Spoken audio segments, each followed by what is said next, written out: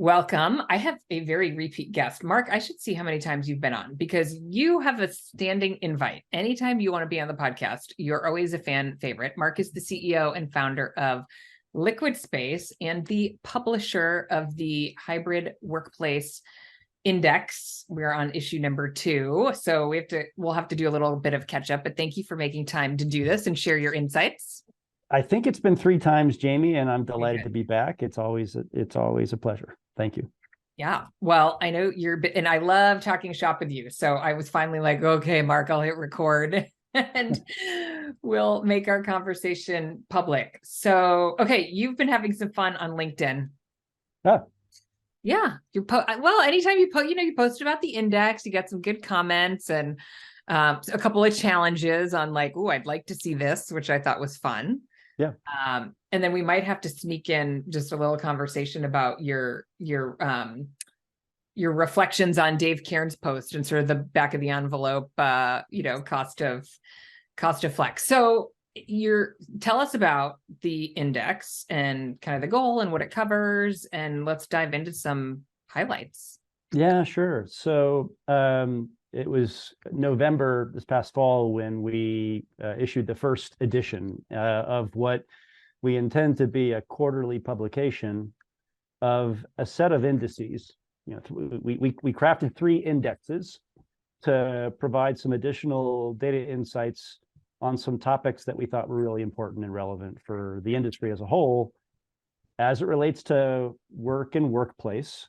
And frankly, not to be petty, but to provide an additional lens into the whole what the fuck is happening with work and workplace discussion, which has been largely kind of monopolized by people obsessing on the Castle Systems, return to the office index, which I commend them on. They're a company that sells access control technology. Yeah. They've got a large customer base. Just swipes. I know. I'm guilty also of quoting them.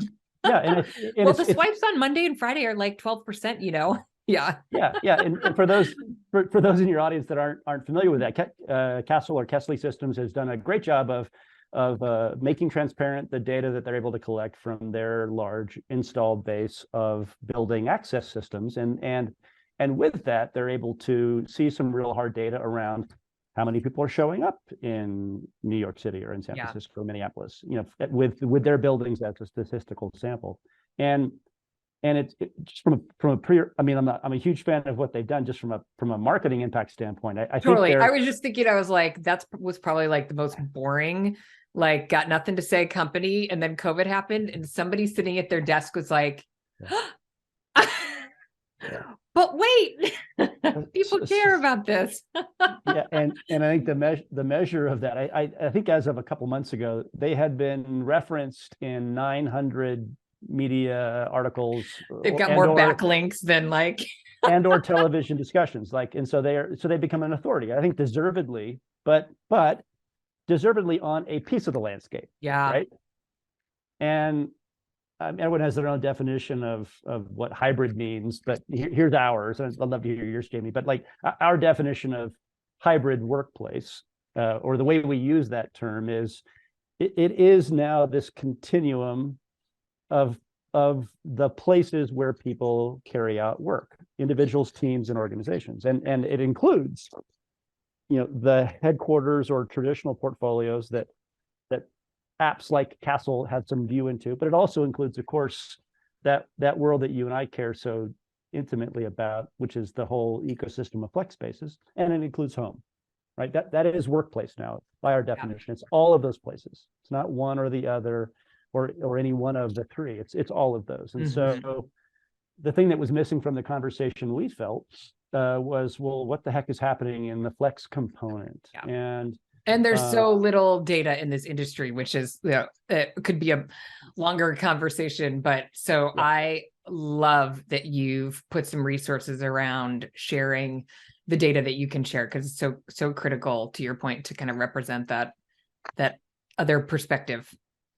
Yeah, so we went into our authority comes from the fact that we went into our marketplace, because our marketplace is this commercial entity that has accumulated millions of transactions over now almost 11 years, and in that transactional history, in particular over the last 3 years when so much has changed, we've got statistically relevant insights on a global basis in terms of not just how many people are walking into office buildings, but rather who's booking what and where, how much are they spending, with what frequency are they booking, What days of the week? I thought that was interesting. Yeah. And so we draw a lot of inspiration from the folks at Kessel and others in other industries that have done indexes. And we said, okay, so we approached it and said, well, we'll show a 3-year time series because we think actually, as we stand here right now, it's kind of relevant to look back at what did the world look like in 2019. Yeah. It seems like a long time ago, but in 2019, of course, flex was a growing thing. The office market was raging. Everybody went to the office to do work. And so that we thought that was a good baseline. And then we sort of show and look at and try to illuminate some of the patterns that are presenting themselves in terms of what happened when the pandemic struck, what happened as the waves of the pandemic played out, and then what's been happening here in particular in the last 4 or 5 quarters, which I think we generally sort of look at as a post-pandemic period. Yeah. And we're tracking cost, we're tracking activity level, and we're also tracking the mix of activity in terms of what kind of work are people doing? Are they collaborating? Are they concentrating? And all of those 3 indices and some other deep dives that we did in this particular edition, we're trying to open up a conversation that'll be interesting to a variety of people in the industry. You might be a space operator with certain questions. You might be a big enterprise with other questions. And so we're trying to welcome inquiry and a conversation. Yeah, and I will insert quickly here. I will link to where you can download this on the LiquidSpace website right in the show notes. So whatever your podcast app is, if you just open sort of the detail of the episode, you can grab it or send yourself a note to, grab it on your desktop so you can get a copy of it and read through it and generate your own insights. Okay.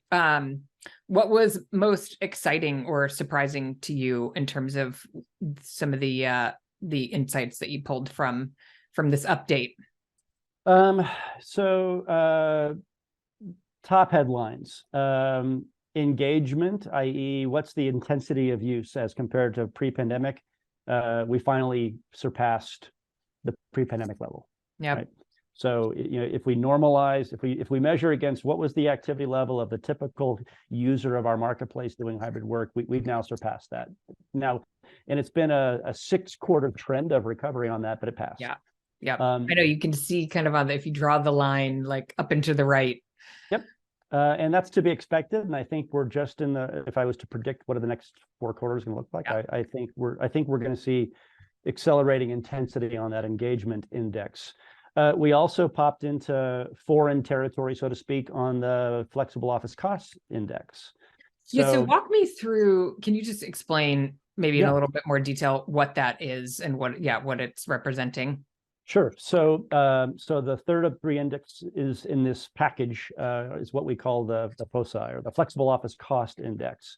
This is looking at the average cost of a hybrid workplace transaction in our marketplace. So the cost to the end user. So if I book a meeting room or book a day office, the cost to me. Okay. Absolutely. So, it's a general, kind of like the consumer price index, right? This is a generalized index, but it's looking specifically at on-demand transactions of all types, right? And so it's inclusive of the day passes booked, the meeting rooms booked, and in all markets, in all territories, and all customer types. So it's the macro index.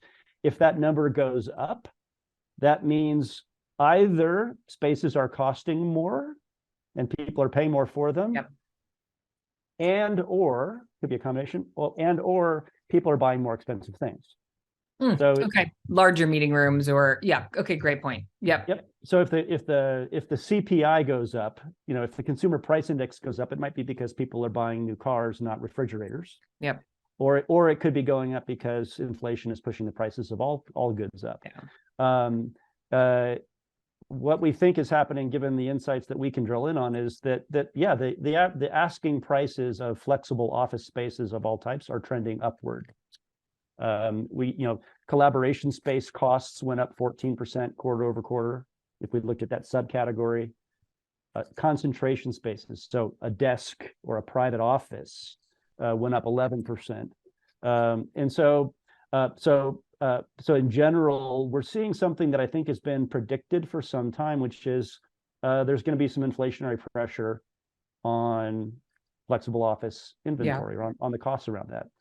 So is it inflation? Is it operators trying to keep pace with inflation, or is it a supply and demand? Yeah, exactly. Well, or some combination of those things. Yeah. I mean, and also it's a tricky environment to kind of parse that out.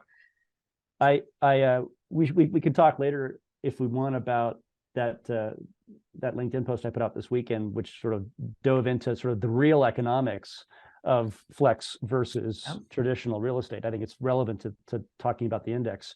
I'll sort of summarize for a moment now. Yeah, operators are charging more for flexible office, and customers are paying more for it. The good news for both parties, I think, is that on a comparative basis, relative to the real dollars that companies are paying for the traditional real estate that they still hold, it is still a dramatically lower cost way to support the productivity and the workplace needs of your employees. Dramatically so. Okay. I sent you an email about my friend whose name I will not mention his company because I made the mistake of doing that somewhere, and I'm sure he got this but I said, Mark, I have this person, and I think he was estimating, right, like based on the number of people who actually use this fixed asset that they have, it was like $1,000 per employee that went into the office. It's just like so ludicrous. So to your point, when you're comparing that, like I was like, you need to be on LiquidSpace. You need to do everything on demand.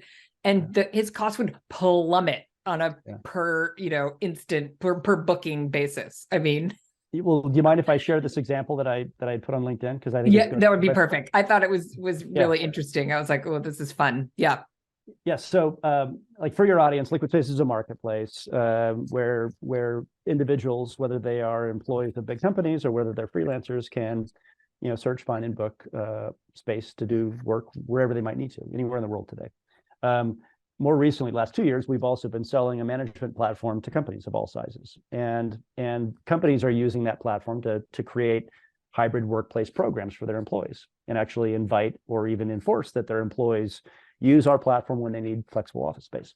And as I mentioned in a LinkedIn post on this past weekend, that yes, our friend Dave Cairns inspired, but I was drawn into a workshop session with one of our larger clients. It's a Fortune 100 organization that has chosen our platform to support their large employee base globally.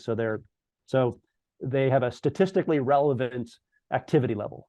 They're using the platform a lot, and they got a lot of employees. And the problem, or the workshop topic that we were drawn into by our customer, who's a workplace leader, was he's tasked internally with trying to help the company in finance and leadership kind of understand kind of the efficiency and the ROI of their hybrid workplace program. And 3 years ago, Workplace was just their substantial lease portfolio, and now they've got this scaling hybrid program. And their motivation to do that was to control cost and to try to enhance employee experience, because they had employees that were becoming more distributed, right? So, but they were struggling with, hey, how do we make the comparison? Because we on our traditional portfolio, we think about total burden cost per employee, we think about dollars per square foot, and on our LiquidSpace Power platform, we're paying for space by the drink, and we're paying per transaction. How should we think about equating it? So we workshopped and just pulled all the data forward and chose to make a comparison at the level of what's the real cost per sort of day served, right? So if Jamie goes to the headquarters location on a given day, or if she's assigned to that headquarters location and presumed to go there every day, what's that costing? And then if Jamie alternatively was to use a hybrid experience as her day of work, what's that costing? So it ended up making for an apples to apples compare. So the numbers, right? And the numbers are based upon so we modeled the cost of their existing portfolio, and we chose to model two things. We chose to model the fantasy scenario, which is if every available seat that was designed and intended to be filled Mhm. was filled every hour of the day that it was intended to be filled, which is all the work week, Mhm. what would the effective cost per day be? So what's the theoretical fantasy max efficiency? And that answer was $48.77. Okay, cool. That's That's like data a per person per day rate. cost per Yeah. day per person, theoretical limit of space delivered. Now, in reality, for this particular nameless client, who I think is representative of most companies of that size, their actual cost per delivered day as a function of their real observed occupancy level, so they have monitoring tools to show up, is $375 in a few pennies. Okay, so that's what it's costing them per day to serve real estate to employees. And then the fun part was, okay, what is the real cost that they are experiencing in terms of their scaling hybrid program? It's $21.65. Right. So back to the compare. Their actual observed cost to delight their employees and let them work from anywhere, together and alone, is less than half the cost of what the theoretical fantasy outcome might be for HQ. And it's 1/17th the cost of what they're actually experiencing. So back to the flexible office cost index in this quarter's report, yeah, costs are going up, but we are nowhere near the point where the cost of flexible office should be a deterrent for companies who are seeking to optimize employee experience and dramatically reduce their overall real estate costs. There's still enormous headroom. And so if you're a as I mentioned in the LinkedIn post, if you're a CFO or a chief people officer and you're looking at the satisfaction levels of the employees working in flex and you're looking at the economics of these two, it's going to scream to you, oh, well, we need to level that out. We need to keep not eliminate, but keep downsizing our traditional stuff because no one's coming in at the levels that they were before. And they're voting with their feet, right? And we can afford to rebalance. So I think we're early in that rebalancing. I mean, it's an interesting time because not only is it what the employee wants, it's in a less expensive. It's not like the employee has said, I want this really expensive benefit, that I need you to give me and I demand it. It's the exact opposite. I want this thing, which might be a meeting room near home or an office or a desk where I can just like go concentrate and, and it's more economical for you to provide that to me. So that's a win. And then maybe to the third index that we haven't talked about that's in the report that folks can download. We call it the HWI, the hybrid sort of work index. And that one is looking at where are people, for what types of space and for what activities are people spending money? And that index looks at, we look at all of the transaction types and we infer whether it's for concentration or for collaboration. And that index is continuing on a trend that it's been on, and it's continued, the allocation of spend, which is heavily driven by enterprises using our platform, continues to move in the direction of collaboration. It's 77% of the spend.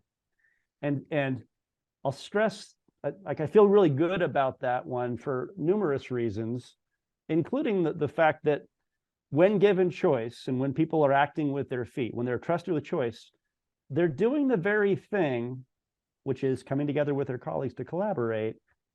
A lot of the naysayers about flexibility and choice are warning us against, or scaremongering. Oh, you or even some CEOs, you better mandate your employees come back to the office, because if you don't, culture is going to disappear. Collaboration can only happen at the office. Or subtext, collaboration can only happen at the office that you've leased for 10 years. Please sign another lease. No, collaboration can and does happen in all sorts of places, and trust your damn employees to know that. They appreciate it. The data is here. When given the choice, people are choosing for obvious reasons. It's delightful and effective on multiple levels to spend time with your colleagues. So. I had at the GWA conference, I had Morgan Burns from Rome in Atlanta on my panel, and she was like, yeah, we have these people coming in, they're so thrilled to be together, they're so thrilled to have the choice about where they meet, and Rome is, to your point, like a delightful experience. How fun to go someplace closer to home, probably, or more centralized, and great amenities and beautiful meeting spaces that have all the tech you need. And so People are, yeah, I love that perspective for both that argument and also from an operator perspective. To be able to see those trends, I think is super helpful. I mean, the pricing trends I thought were interesting. So there are big operators that do dynamic pricing. So they're probably kind of leading the charge on, let's make sure that supply and demand equation is right. But, if you're a more independent operator and you don't really know, here's the data for you, that's going up and people are paying it and usage is going, it's all kind of trending up into the right. And then also to figure out, okay, what do these people want to do? How can I serve them? And if I'm opening a new location, do I lean into meeting, or collaboration spaces, or do I lean into concentration spaces? So, your data shows that some of the on-demand is really leaning towards collaboration, which is, I think a lot of operators would be less hesitant because it's variable income, right? Historically, like more variable, maybe less predictable, but today we're seeing that demand rise. And I think people who lean into that, especially for larger meetings, are winning. Yeah, absolutely. Another trend that's not illustrated in this particular report, but sits behind that activity is something that's now reemerging. It was familiar in 2019. It's now showing real green shoots, which is many of our enterprise clients who stepped back into workplace using our platform to enable the booking of space on demand are now using the data insights that they're deriving about their own teams that our platform provides them. They're using that information to identify places and situations where they need to now graduate from on-demand to some blend of on-demand and dedicated spaces. And so, we're seeing play out month by month and quarter by quarter, the re-education of workplace and real estate and HR leaders around what are the new rhythms of work and workplace, and how do I rebuild the right hybrid workplace spectrum? Some of it might be home forever. I think it will be. Some of it will be on-demand spaces frequently or perhaps forever.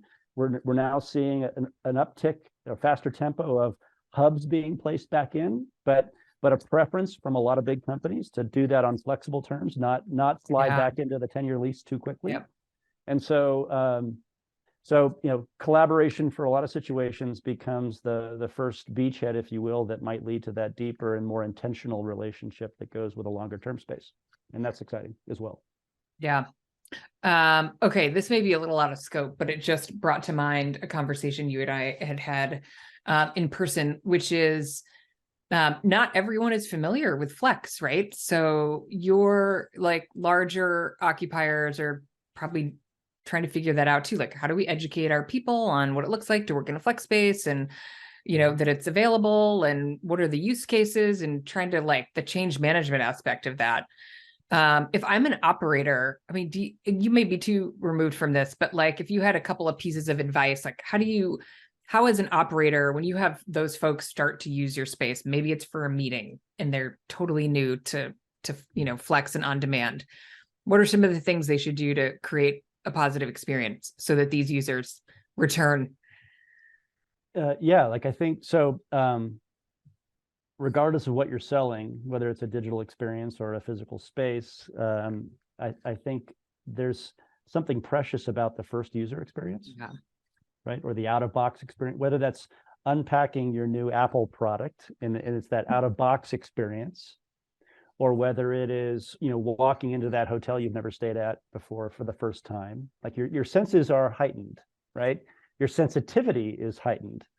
And so if you're a everything co-working, groupie constituent and you're thinking that question you just voiced to me, I'd be hyper focused on that first user experience, which means pay attention. Like this person that just booked a collaboration event or a meeting room at your space through LiquidSpace or any other platform for that matter. Pay attention. If it's their first time there, then you've got a special opportunity when that customer's sensitivities are higher. They're probably a little less sure. They might be a little nervous. It might be their very first time back into Flex. It's your first time with you, and look, you're gonna imprint on them something really powerful if you engage them, because we know that. I mean, what the co-working, what your audience, what this wonderful ecosystem that you and I play in kind of brought to the workplace discussion over the last 10 years is experience matters, right? Community matters, the human dimension matters. It's not just, a chair in a room with the right temperature going on. It's much more than that. It's nuanced, right? And that front of house experience, I think, matters so much all of the time, but especially so if it's that customer landing the first time. So Yeah, there's an off the cuff reaction to your question. totally. No, I think that's a great perspective. And, a takeaway I might give is, if you're listening, talk to your team about that, be intentional about it, and recognize when those folks, have a little star on the reservation that might be a new one and might warrant a little more, surprise and delight in their visit.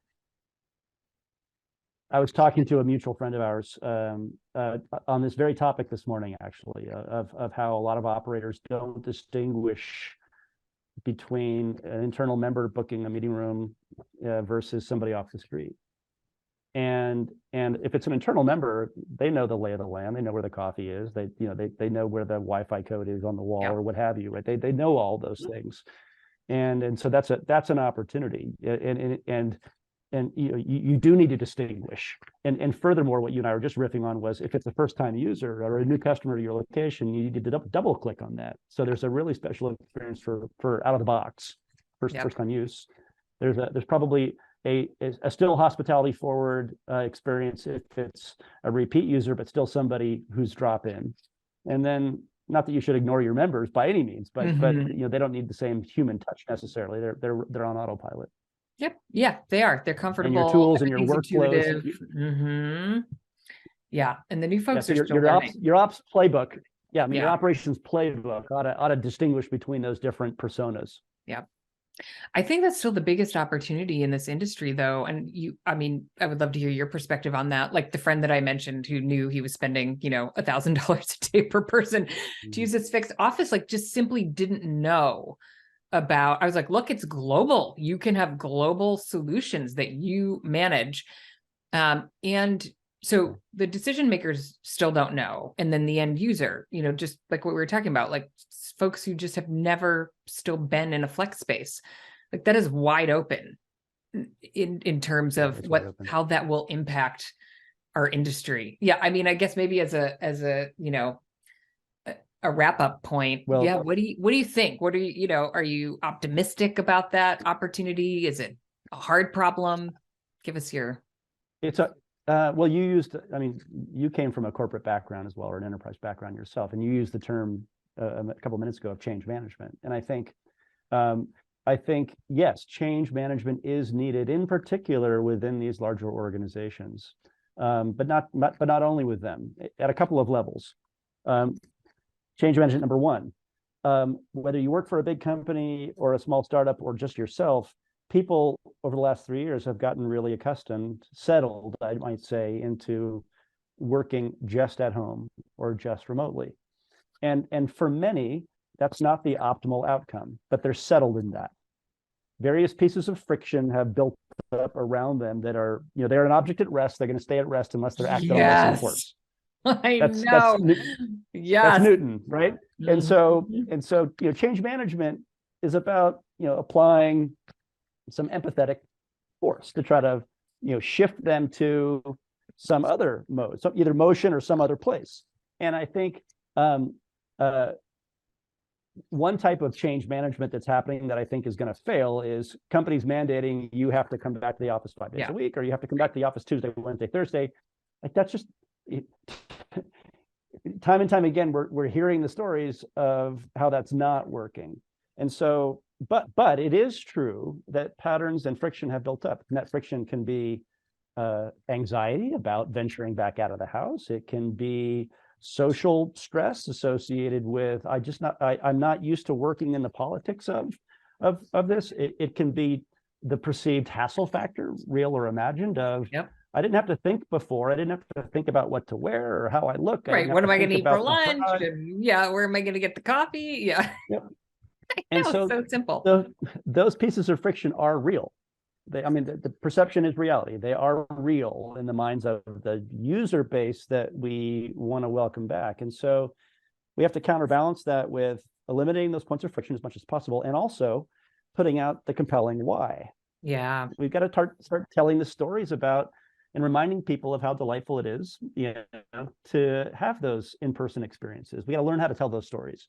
And those stories are both about productivity, but they're also about the soft stuff. It's also about, shooting the shit with a colleague. It's about the stuff that happens after work. It's the serendipity. I mean, it's the name of one of our mutual friends, but I mean, serendipity is a part of the magic of together. And so, so change management is needed with individual people we want to attract, and then also within the companies that employ these folks. And in a lot of those companies, what you and I do and the role that you and I play in, Jamie, Coworking Flex is either it's unfamiliar to most. It's unknown to some, but most people have seen the WeWork documentary or have heard the story. But unfamiliar is a great way to put it's it. Unfamiliar. Yeah. Yeah. And so, and that's where I think where we've chosen to put our focus as a company here in this post-pandemic period is we're extremely focused on supporting companies of all size in being that empathetic change management sort of force. Like we're giving the tools and the education to companies to be able to enable choice with their employees, and then help nudge those employees to find whatever their new balance should be. And that's hard for an individual co-working space in an individual market to do. It's probably unrealistic for them to be the ones that do that. That's not their job. Yeah. I think it's the job of folks like us and others that are taking on that particular slice of the market. Yeah. Yeah, I think so. Hopefully we'll see more of that and see the up and to the right trend on your next report. So yeah, thanks for creating the report. Thank you to your team and for delivering that. We'll take all the industry data we can get. And again, that link will be in the show notes so you can download it. And thanks for taking the time to share your perspective and highlights. Thanks, Jamie. Have a great day.